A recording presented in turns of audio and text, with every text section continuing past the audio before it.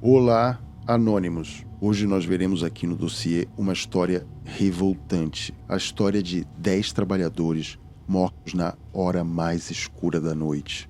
Sem julgamento, sem defesa, sem chance de fuga. Executados por fazerem o que no Brasil pode ser quase um ato subversivo. Eles tentaram viver. Aconteceu em 2017 em Pau d'Arco, no sul do Pará. E se você nunca ouviu falar nisso, talvez, ou com toda certeza, não seja por acaso. Hoje, nós vamos ver a história do maior massacre de trabalhadores rurais do século XXI. Pau d'Arco é um município pequeno, discreto no mapa, uma cidade com 5.000 habitantes. E no meio disso tudo, terras disputadas por poderosos grupos econômicos. São latifúndios imensos e brigas constantes por cada centímetro de terra. Nessa cidade existe uma fazenda chamada Santa Lúcia, uma propriedade com 5.700 hectares. Para você entender esse tamanho, isso é como se fosse o equivalente a 1/3 da área da cidade de Paris. É um pedaço de terra tão grande que é como se fossem 8 parques Ibirapueras, um do lado do outro, assim, ó. Eram terras originalmente pertencentes ao Estado, à União. E veja só, segundo investigações realizadas pelo próprio Ministério Público, essas são terras que foram parar nas mãos de particulares sob forte suspeita de irregularidade. Grilagem. Essa propriedade foi registrada no nome da poderosa família de madeireiros e pecuaristas da região, a família Babinski. Em 2013, um primeiro grupo de camponeses reivindicou que aquela terra ali fosse destinada à reforma agrária. Ali, eles criaram o acampamento Nova Vida. Desde então, seguiram-se sucessivas ocupações e reintegrações de posse, até que em 2015, o Instituto Nacional de Colonização e Reforma Agrária, o INCRA, tentou adquirir a fazenda para assentar ali 87 famílias camponesas. Foram oferecidos 21.900.000 reais à família Babinski. Mas durante esse processo de venda, o INCRA identificou, veja só, irregularidades na cadeia dominial da propriedade. Eles detectaram que existia dificuldades em comprovar como aquelas terras foram passadas para a família Babinski, incluindo nesse processo de investigação indícios de falsificação de documentos, que é grilagem. A tal da grilagem, a produção de documentos falsos, ou seja, isso era posse ilegal de terra. Era invasão de terra que a família Babinski estava fazendo. Só que é uma família de propriedades com pecuaristas e agricultores com grandes pedaços de terra. Então os caras têm poder. Eles, na mesma hora, pediram para suspender a intenção de venda e solicitaram o arquivamento do processo administrativo. E o normal naquela região voltou ao quê?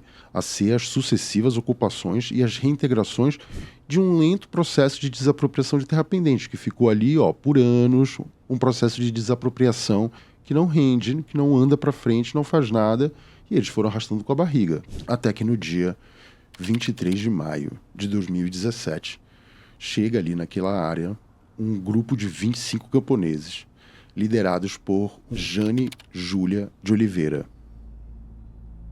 E essas 25 pessoas que chegaram aí vieram para restabelecer o acampamento Vida Nova. Um grupo grande deveria se encontrar ali com eles, devia formar um grande grupo de camponeses ali para fazer aquela ocupação.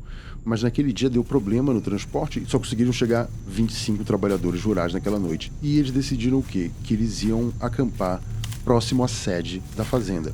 Eles iam esperar a chegada dos companheiros dele para o dia seguinte. Só que o que eles não sabiam é que já existia outro grupo ali, preparado para evitar que qualquer ocupação fosse feita naquelas terras. E na madrugada do dia 24 de maio, antes do nascer do sol, eles foram surpreendidos pela ação de um grupo de policiais militares e civis que chegaram atirando.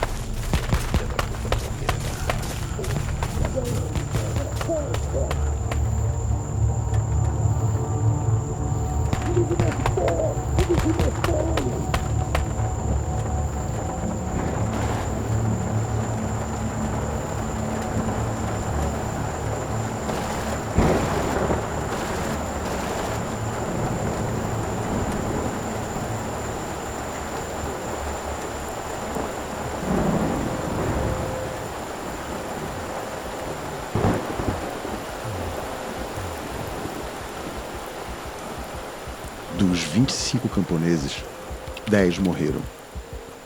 Os outros 15 foram perseguidos pela mata e se esconderam para sobreviver. Naquela noite, chovia muito forte.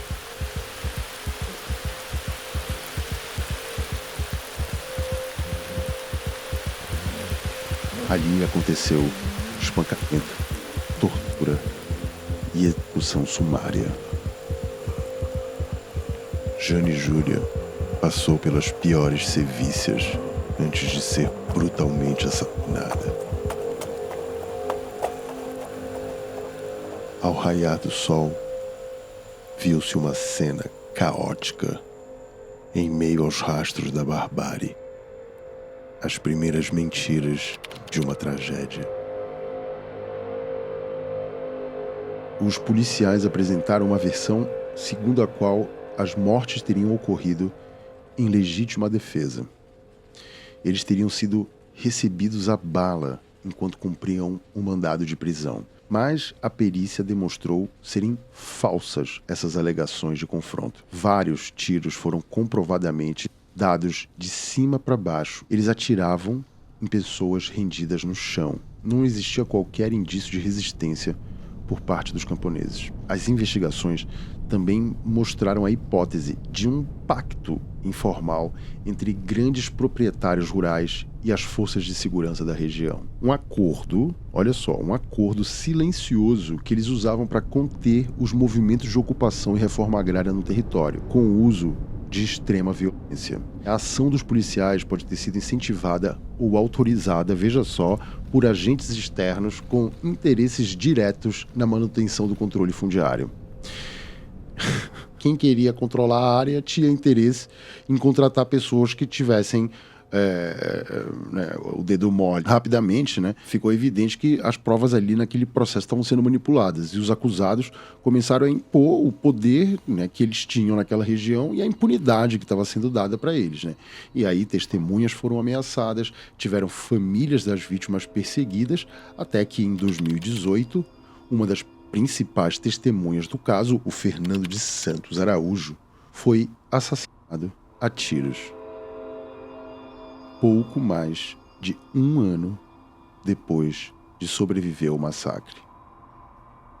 E ele era uma das peças chaves nas investigações do Ministério Público. O assassinato dele ocorreu em Rio Maria, um município vizinho a Pau d'Arco, e até hoje nunca foi esclarecido. O crime reforçou o óbvio, que havia uma rede de intimidação sistemática contra os sobreviventes e as testemunhas do caso. Tava lá vasculhando meu terreiro e chegou um rapaz numa Bros vermelha. Falou assim: ei, tu tá sabendo da conversa aí? Eu falei: não, ele falou: Fernando, chega aqui. Eu falei: cheguei, que foi? Tá sabendo da conversa aí que disse que os caras querem vir aqui falar com você? Eu falei: os caras? Mas quem é esses caras? Os policiais lá.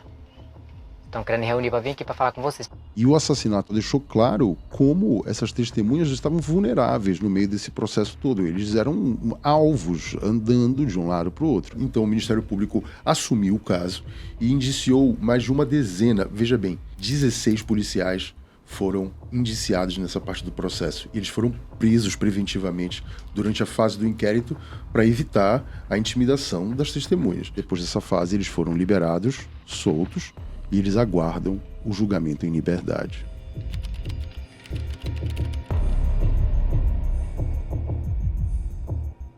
No dia 19 de fevereiro de 2019, foi proferida a sentença desse caso, determinando que o processo fosse encaminhado, finalmente, ao tribunal do júri, como se trata de um caso dessa gravidade. Ainda assim, 8 anos depois, e ninguém está preso.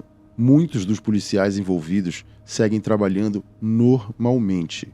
O inquérito foi encerrado sem apontar nenhum mandante pelo crime, apesar de que existem fortes indícios de que a ação policial foi motivada por interesses de grandes proprietários rurais da região. Parece bem óbvio, não é verdade? Pau d'Arco não é um caso isolado. No Brasil, dezenas de conflitos rurais resultam em mortes semelhantes todos os anos. Quem morre quase sempre é quem não tem voz. São trabalhadores, ativistas, gente simples que luta por dignidade. Depois do massacre, O acampamento Nova Vida foi rebatizado. Agora ele chama Acampamento Jane e Júlia. E essa ocupação vira essa lembrança, uma lembrança de um sacrifício total. Como eu falei lá no início, é uma história revoltante. E tudo isso é muito triste, é um pesadelo. Realidade, e todo o meu respeito e consideração para as famílias das vítimas e dos sobreviventes.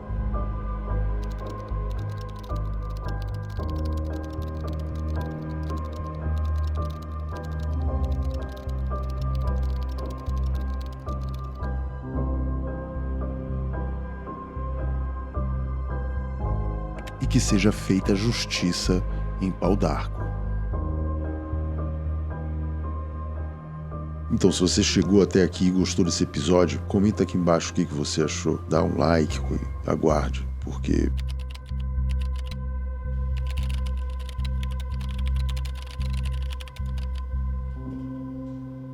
Valeu.